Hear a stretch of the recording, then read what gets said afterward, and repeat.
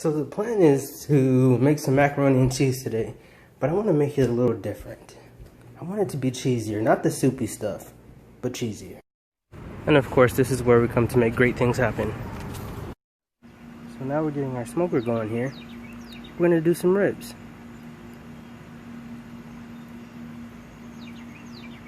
So the ribs that we're going with were already cut in St. Louis style. So what I'm going to start by doing is flipping it over, and we're going to take this membrane off the back here. So some people can score this, like just do like a little checkerboard on here. What I'm going to do is take it off completely, and what you do is you go under here and you stick your butter knife under there.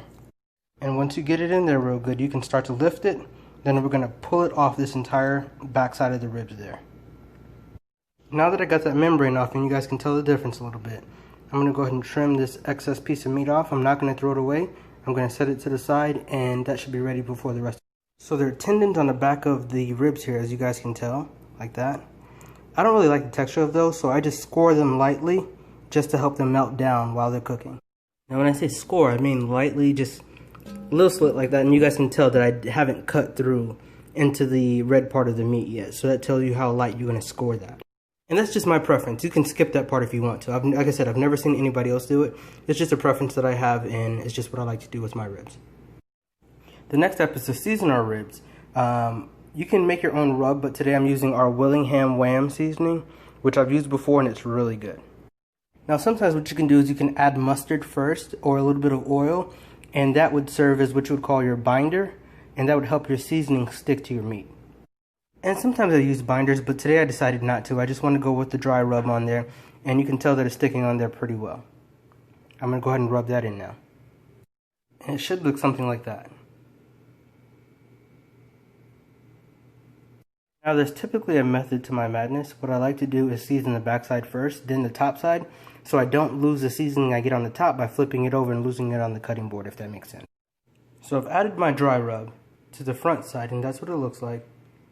We're going to let it sit for a few minutes and then put it on the smoker. So I added some water to start our macaroni and cheese. I also added about a tablespoon of olive oil and a teaspoon of salt. Now you can see I have my ribs on the bottom rack there, and I've done that for a specific reason. You'll see what'll go on the top rack. Now you can let your ribs cook anywhere from 250 to 275 preferably. I like mine closer to the 275 range for about 3.5 to 4 hours. So traditionally what I'd do is I'd make a roux. I would add my cheese to it, melt it down, add it to the noodles, put it in the oven, and go from there. Not today. Today what I'm going to do is I'm going to actually take our noodles and strain them, and while they're still hot I'm going to add the cheese and the rest of our ingredients to it, and then the next part is the secret. So we strained our noodles, and then we added the ingredients that are listed on this current page, and we're going to mix while the stove is on low to help your cheese melt and distribute evenly. So we've added our mac and cheese to our lightly buttered cast iron skillet, and you can use an aluminum pan as well. It doesn't have to be a cast iron skillet. So I added the 4-state cheese mac and cheese by Sargento. Now I'm going to cover it up with the aluminum foil and add it to the smoker. That was the secret move. I've never done smoked mac and cheese before, so let's see how this turns out. I'm going to cover it with foil for an hour and a half, then for the last 30 minutes, which is going to make a total of 2 hours, we're going to take the foil off so it can gain some of that smoky flavor, but not too much. So this is just a sneak peek of one of the smaller pans of macaroni and cheese that we did. Now that's cheesy. Now we're on the home stretch of the ribs. They're just about done. I'm going to actually go take the mac and cheese out now, but I'm actually making a special glaze for the ribs.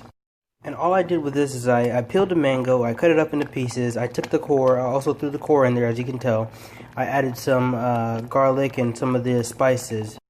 And the spices are the same spices, or pretty much the same, it's the dry rub that I used on the ribs. I added some of that in here, and I also added a little bit of honey and sugar with the water.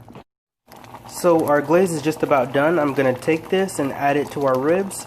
I'm going to baste it lightly, and then I'm going to put the ribs back in the smoker for another 30 minutes and we'll be done.